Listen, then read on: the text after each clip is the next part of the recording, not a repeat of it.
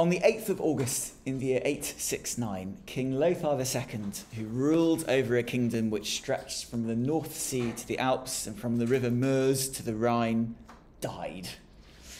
He left a son, Hugh, or Hugo, but Hugh's claims to inherit from his father were ignored, and Lothar's kingdom was divided between his uncles, kings who ruled the kingdoms to the west and to the east, known as West Francia and East Francia. A shadow of Lothar's kingdom survives today in the shape of the region Lorraine, Lothari Regnum. I think the only part of Europe to be named after a king, but if anyone knows better, let me know. But the kingdom itself was never revived as a fully independent entity. Now, the collapse of this Carolingian kingdom, the kingdom in the middle, is hardly unknown, right? It is not a hidden event. And that is partly because, as Bruno pointed out just already, its fate was linked to this sensational divorce case, in the course of which Lothar II made the most outrageous accusations about his wife, Queen Teutberga, accusing her of a trifecta of sins: sodomy, incest, and abortion. And the lurid nature of these sins alone have ensured that King Lothar and Queen Teutberga are very frequently mentioned in surveys and textbooks of all kinds on subjects ranging from marriage to magic, as well as obviously the history of Carolingian Francia. And what is more, it used to be widely acknowledged that the collapse of this kingdom had a major impact on later European history, as Bruno already actually mentioned. Its effect was to consolidate the kingdoms, or maybe better, the regnal communities on either side. Kingdoms which used to be claimed as the first ancestors of France and Germany. I don't need to tell you that things are more complicated than that, of course, that national communities are constantly reconstructed and performed. They don't have a single point of origin. There's a lot of recent work on that.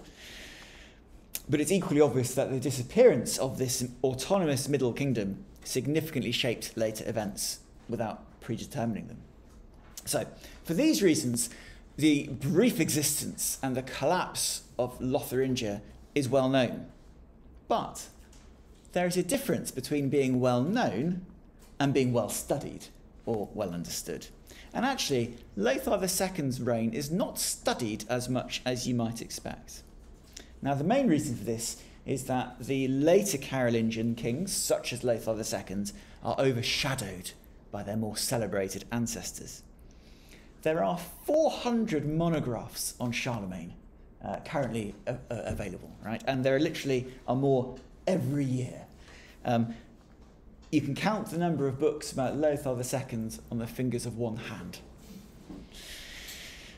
The other reason is not just that Charlemagne kind of dominates Carolingian history, although he does, but it's also because, precisely because it collapsed, Lothar II's kingdom has never been seen as ancestral to a modern nation state. So unlike the France of Francia of Charles le Chauve, Charles the Bold, who used to be seen as the first king of France, no one really claims Lothar II. And that, I think, has led to the historiographical marginalisation of Lotharingia. The exception here, of course, is Luxembourg, which does actually claim a kind of Lotharingian heritage, but even those imagined historical roots are post-Carolingian. Now, all this is something which was actually noticed a very long time ago by the historian with whom the modern history of Lothar II really begins, and that's Robert Parisot. Parisot's great Le Royaume de Lorraine sur le Carolingien, 843 à 923, which was published in Nancy in 1898 and actually republished in the 1970s, which I think is very interesting in itself. He starts with this point. He says, Lorraine has been claimed as being French or being German, but it's never been analysed in its own terms. And Parisot admirably put all those national sentiments behind him. He said, "Nous avons cherché, pour notre part, à nous dégager des préoccupations et des préjugés du jour," which is very, very laudable, very praiseworthy. Of course, no historian can ever step outside their time, right? And although Parisot did successfully avoid the question of is it French or German, he nonetheless judged Lothar II and actually all the Carolingian kings in quintessentially 19th century terms. He really has a go at all these kings, right, Robert Parry, so it's amazing. Charlemagne was quite good. After them, it's a disaster, right? They all have moral defects. Louis the Pious is weak. Lothar I, well, he's indecisive and actually timid. And Lothar II, you know, that is the worst of them all. He's easily led by a woman, very bad. And he's feeble in his character. These moralising judgments are quite amusing today, but actually they echo criticism already made in the Middle Ages. So the chronicler Regino of Prüm, who writes in the early 10th century, viewed the collapse of Lothar's kingdom as actually a reflection of the king's personal spiritual failings and the papal curse which resulted from that. And I think actually in a way these judgments are still here with us today. And here I think of the most recent book on Lothar II, which is that by Karl Heidecker, published in 2010. Now let me be very clear, this is a very good book, right? It's an excellent piece of work, which remains unsurpassed in all kinds of ways. But some reviewers did note that it also presents an implicit moralising critique in reverse form. In Heidecker's vision, Lothar II is no longer the villain, he's the victim, actually. He's the victim of ruthless politics, of Maxpolitik, the target of Machiavellian scheming by, and here this is the person Heidegger really has a go at, the Frankish cleric Hincmar of Reims, right? Kind of, you know, villain number one.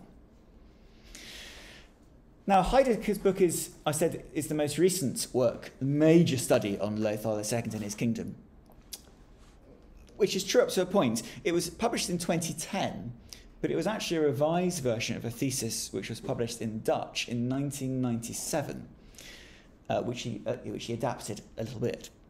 And since that date, of course, Carolingian studies have moved on a lot.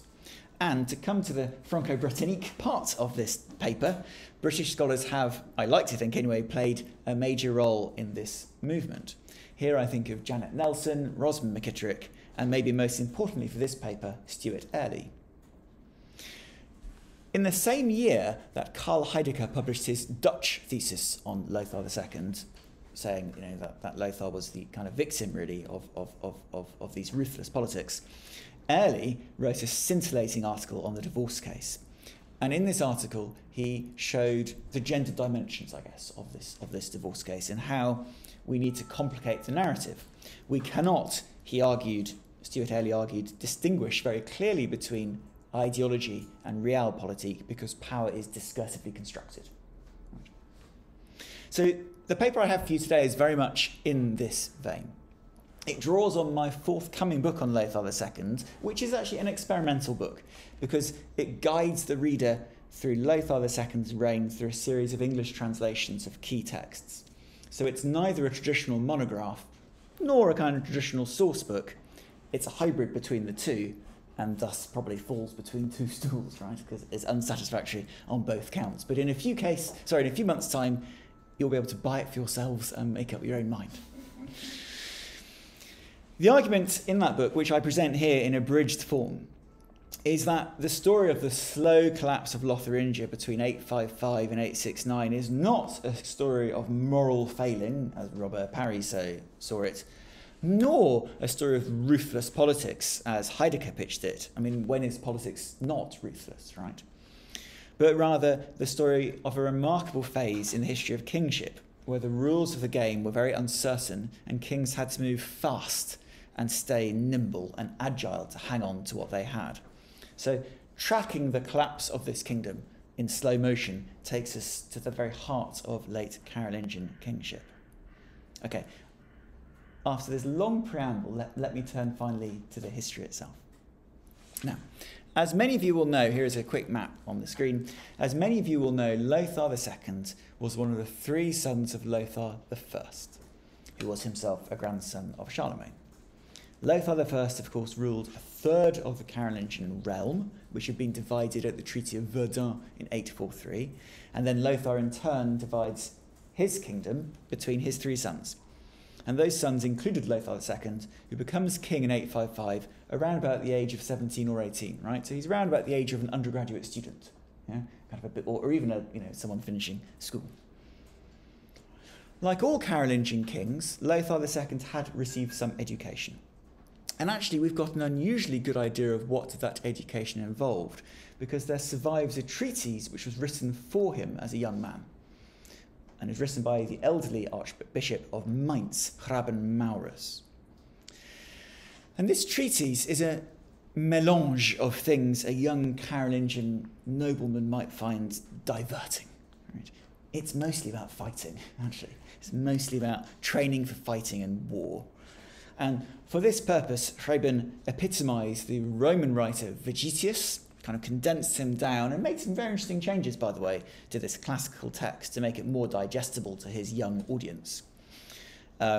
These changes were abbreviations, but Graben also inserted a passage saying that to fight for your king is actually to fight for God, and that generates rewards in heaven, right? So, which is a passage I think has not been much studied in discussions of holy war, and probably ought to be. So there's a lot about war in this treatise for Lothar to enjoy, but there is more than that.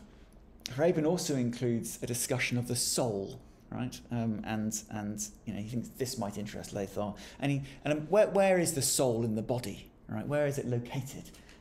He says, is it in the heart? No, it's not in the heart. He says, it's in the brain, right? And that's because that's the highest part of the body, so it's closer to heaven. And the skull is round, like the shape of heaven as well. So that's where the soul lives. Graben says to Lothar, do you think a big person has a bigger soul than a small person? And the answer is no, he doesn't. They're all the same. They're all the same size. So the text seems designed, I think, to appeal to a clever and young and curious teenager, which is what Lothar was. And actually, that I think tells us a lot about how he approaches the famous divorce case in when he tries to get rid of his wife not long after becoming king. These efforts began in 857, and as I mentioned, he throws the book at his wife. He makes what now seem preposterous, extraordinary accusations of incest, abortion, and sodomy. The transparent aim is to discredit Teutberger and her powerful family irredeemably, while keeping his own nose clean, because all these bad things happened before the marriage, so he's totally innocent. He knew nothing about it.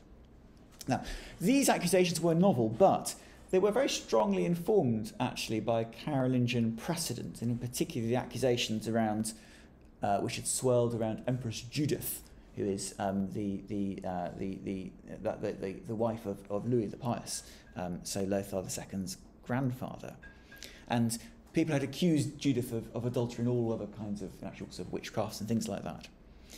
So this idea of attacking Teutberger in this way, he did it in a new way, but it wasn't a totally new idea. He knew, I think, how effective these accusations could be. Now, unfortunately for him, his efforts to get this divorce proved harder than he'd anticipated, but he was not daunted. Parisot, by the way, gave Lothar credit for this. He says at least, he did determine on one thing, right? He really wanted to get divorced. That's the only thing he was kind of forceful about. Anyway. So in 862, Lothar applies another lesson from the Carolingian royal playbook when he comes in person to a church synod in Aachen, and he comes barefoot to acknowledge and to lament his own sins and to compel the bishops to forgive him. Right? Because I've done these bad things, I know this, you must help me now, right? The speech which he gave on that occasion was scripted, and the script survives. So we see here, I think, a very intelligent deployment of a technique, again, first used by Louis the Pious in 822, the performance of a penitential kingship, using Christian discourses of sinfulness and forgiveness in pursuit of strengthening rather than weakening rule. Timothy Reuter talks about this kind of thing as intellectual jiu-jitsu, right? Using the strength of your opponents against them. And I think that's the kind of thing that's happening here. And then in 863 comes what I think is Lothar's masterstroke. The Pope had sent legates to hold a council in Lothar's kingdom, right, about this divorce, and they had been given very clear instructions by the Pope that they were really supposed to block this divorce case, right? They were meant to confirm that he was still married to Teutberger. That was the purpose of this council. Extraordinarily, despite this very clear instructions, the legates did the exact opposite. Instead of confirming that he was married to Teutberga, the council, which was held in his kingdom in the city of Metz, recognised Lothar's marriage to Waldrada, the woman he wanted to marry. Now, how Lothar did this is a bit mysterious, frankly. How did he manage to kind of, this kind of complete reversal of what was meant to happen? We don't know because the acts of this council do not survive, so we can't see exactly the mechanisms by which he works. The Pope claimed his legates had been bribed, right? I mean, and most historians actually do accept that, but I think there's more going on there. I think that Lothar wins the legates round by promising a wide-ranging church reform in his kingdom. Right? He says, give me this and I will do lots of good things. And that includes removing lay abbots from monasteries and replacing them with regular monks. So basically Lothar kind of wins the legates round by saying, fresh start, right? Things are going to be better. What was so clever about this is that it gave Lothar the excuse to get rid of some more of Teutberga's relatives, who were actually lay abbots, right, in different monasteries. So he says, for the good of reform, you've all got to go now, right? So he's kind of weakening Teutberga's case and killing two birds with one stone. Fine, things still don't work out for Lothar, and he has other plans. He actually he tries to win round Teutberga in the end, right? He tries to win round the Queen, and he does this by issuing two charters for her. And these charters transfer land to Queen Teutberga, and they've generally been seen as alimony grants, right? Divorce settlements, basically. If you agree to be divorced, here's all the lovely things you will have. Designed to secure her financial future in exchange for her consent. Now, these charters survive, actually, today, and they're very interesting in lots of ways. Here's one on the screen. They talk about Teutberga. Obviously, they mention her in the charter. She's the beneficiary, of course.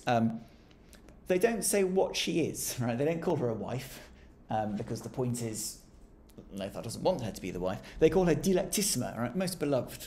And then, actually, you can see on the screen, whenever she's mentioned, Teutberga, Dilectissima, Teutberga, there's a slight space, actually, after those words. Yeah, and I think more so, actually, than there are spaces between words, but I don't think it's a slightly larger space. Some people have said that's because they were going to put the right word in afterwards. I don't think that's right, actually, because I think the space is not big enough to write that. I think it's... I'm interested in your opinions. I think it's described as a hesitation, actually. It's like, it's almost an unconscious, perhaps, expression of the uncertainties around her status, right? That this scribe, who is, by the way, an experienced scribe, he works a lot for Lothar, writes these words, and let's kind of pause and move on. I think this is a very interesting little insight. This charter doesn't work, as far as we know, because Lothar issues another one, almost identical, but giving even more land to Teutberga just a couple of years later, right? So he kind of improves the offer. But actually, the transmission history of these charters suggests that, although they are sealed, you can see there's a seal down here, it's a kind of proper, full charter, in every way completed, that they were never actually executed. They seem to have stayed with Lothar, right, and never actually went to Teutberga at all. So I think he was keeping them back, I guess, as kind of, proof of his sincerity and, keeping his options open. And finally then, to consolidate consensus and support within his kingdom, Lothar drew on another aspect of Carolingian tradition, prayers for military victory. Now, and here are on to the Vikings, right? The Northmen raiders were not an existential problem for a king like Lothar. They were a nuisance, but they're not an existential problem. But they were also a potential opportunity. In 867, Lothar arranges for prayers to be said throughout his whole kingdom for his success in fighting the barbarian peoples, right?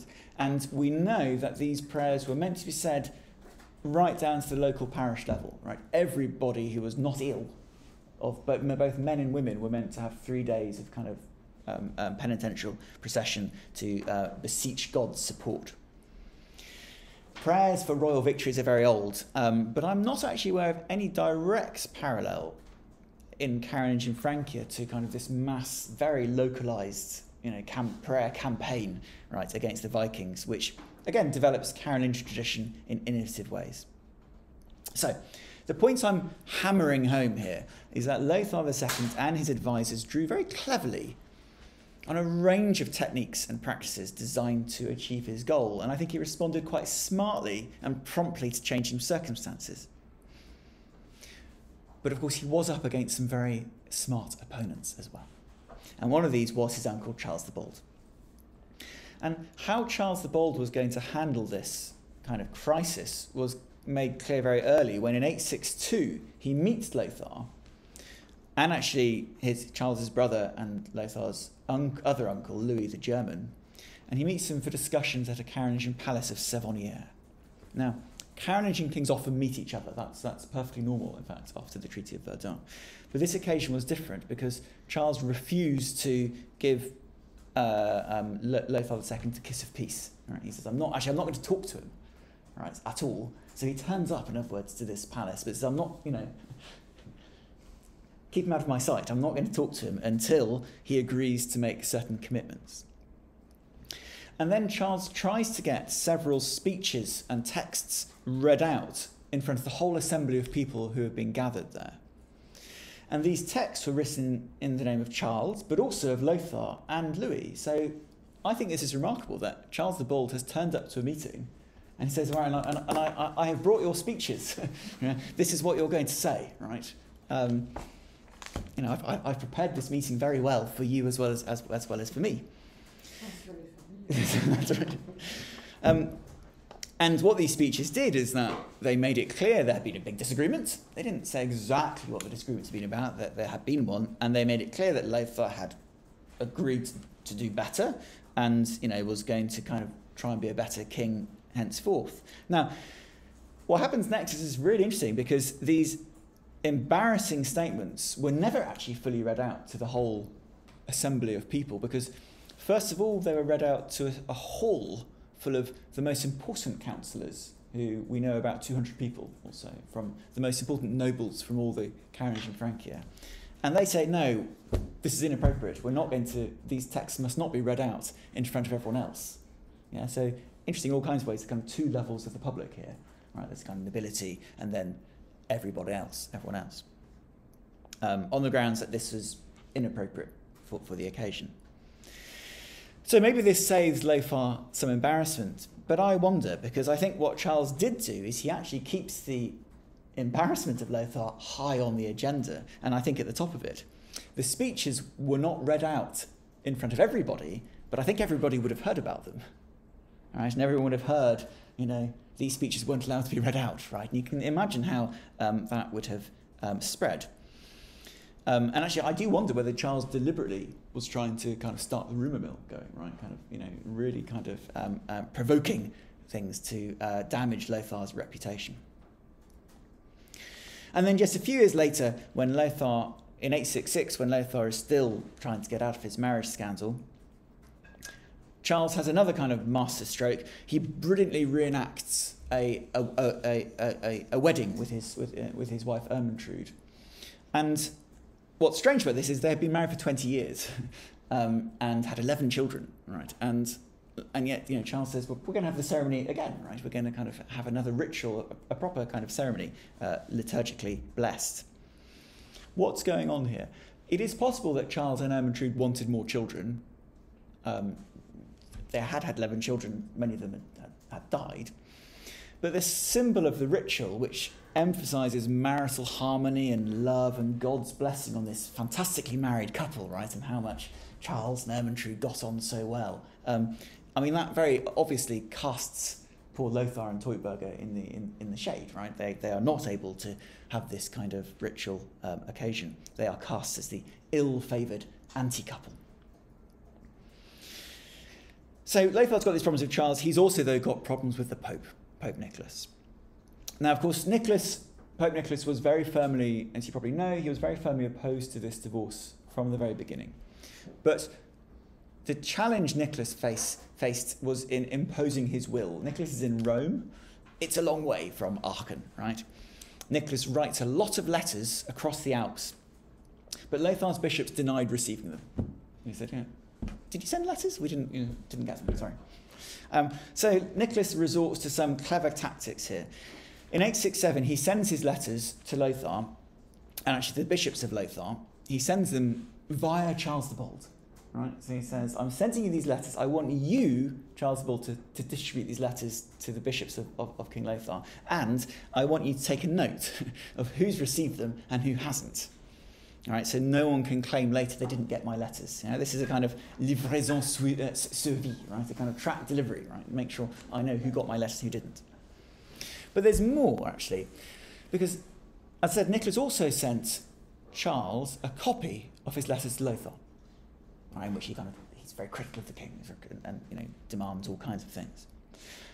But he asked Charles to keep quiet about this until it was clear whether Lothar had obeyed the command or not. So he says, I'm sending this letter, don't tell Lothar you've got it. All right, keep that quiet for now. If he refuses to do what he's been told, then you can say, this is what this letter told him to do, and he didn't do it. All right, so Nicholas is kind of instructing him in the timing, I guess, of the press release, I suppose.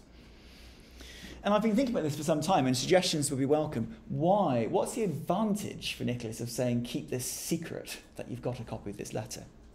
And maybe you have suggestions. My interpretation is that is that Nicholas is trying to kind of generate uncertainty for Lothar about who's seen this text, who hasn't, right? To kind of keep that a bit uncertain. But I also wonder whether he's deliberately trying to bind himself, Nicholas and Charles together, like we've got a shared secret. We'll keep this between you and me, right? To kind of strengthen the alliance between them, right? This is the power of a shared secret. It's very strong. Now, in the end, spoiler alert, Lothar does die.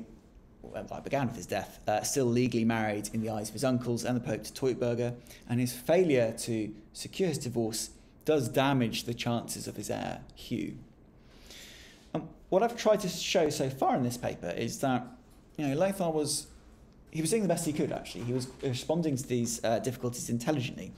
His strategies included creating texts, manipulating texts, choreographing public meetings, secular meetings as well, actually as ecclesiastical meetings, tactically granting fiscal resources, even harnessing military activity.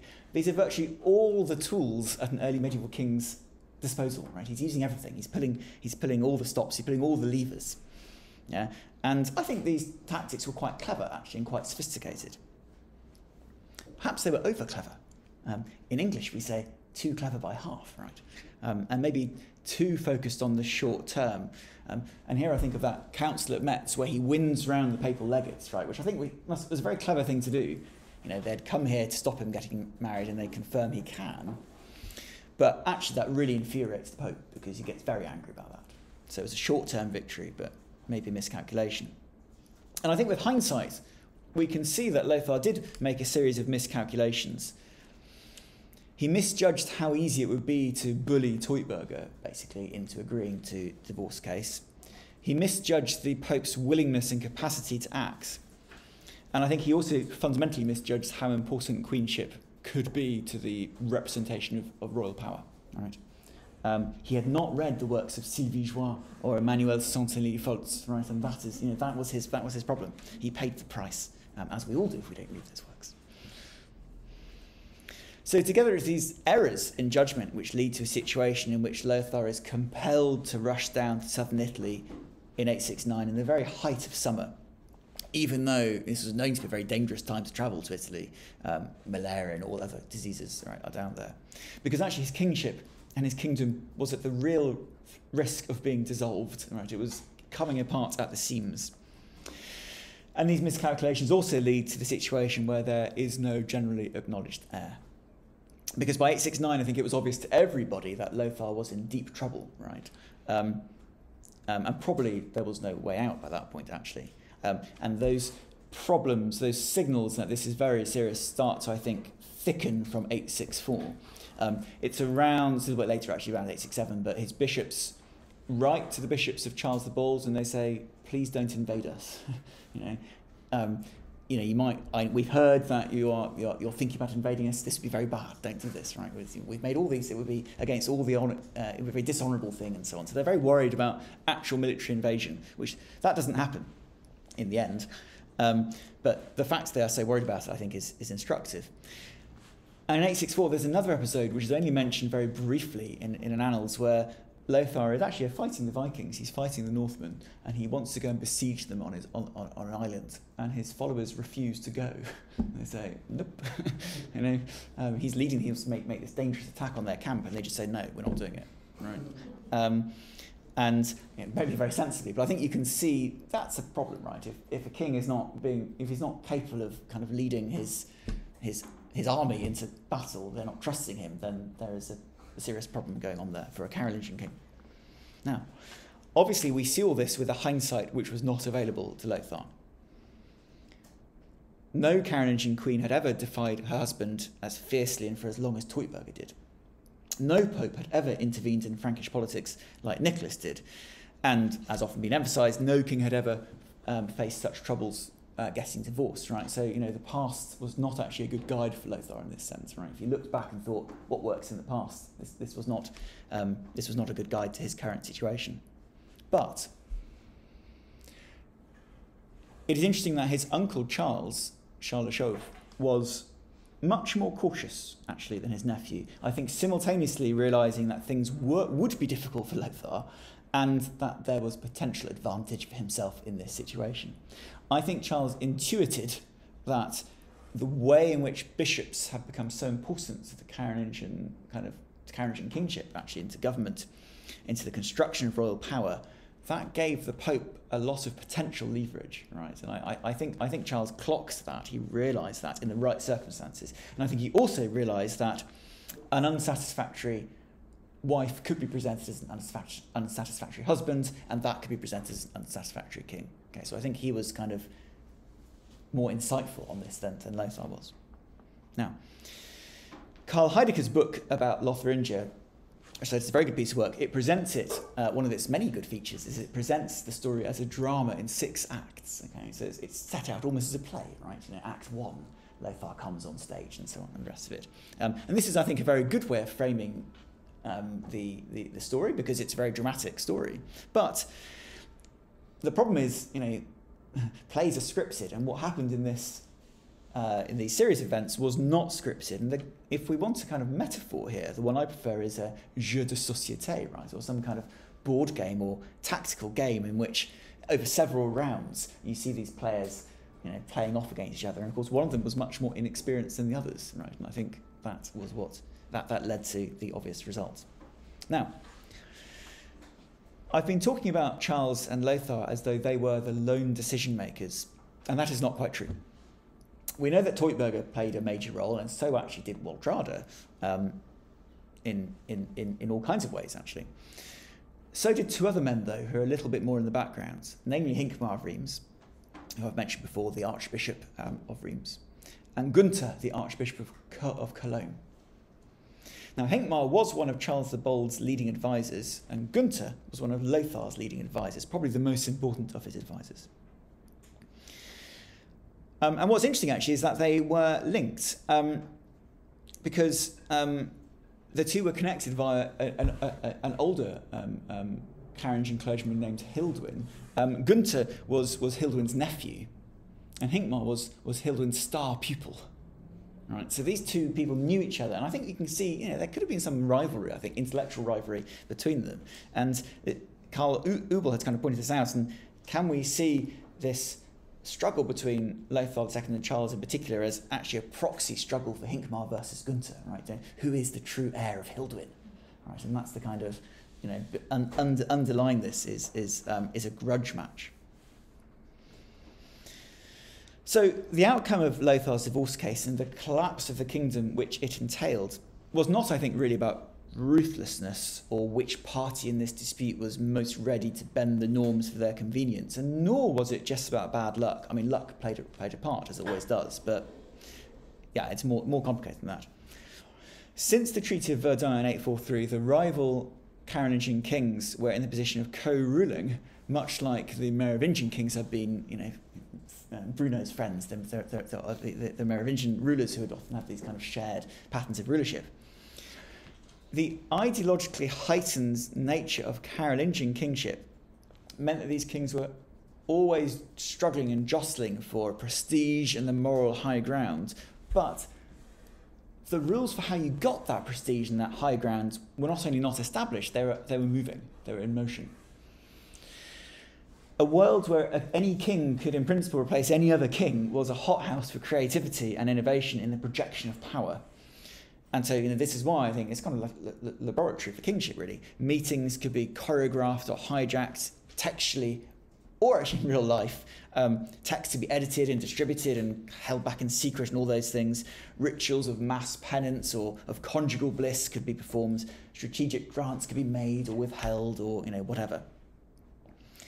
And I think the outcome of Lothar's bold effort to be rid of his unwanted wife was ultimately about how proficient kings and their advisors were in adapting to a situation of profound and ongoing normative uncertainty and instability and in moulding that to their advantage.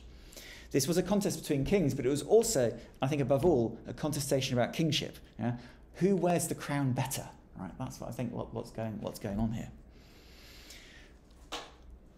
And in the end, right, Charles makes the case that he wears the crown better than Lothar does. We're often told today, certainly in Britain and probably in France too, that we should not think of challenges as problems, but as opportunities. Certainly in this case of Brexit. For Charles the Bold, with Hincmar in the wings, the challenge presented by the fluidity of late Carolingian politics ends up being very much an opportunity, one which actually leads Charles to take over a lot of Lothar's kingdom and eventually, of course, become emperor, of course, later on. For the clever, but I think impetuous Lothar, though, and his, I think, less subtle advisors, the challenge never really stopped being a problem.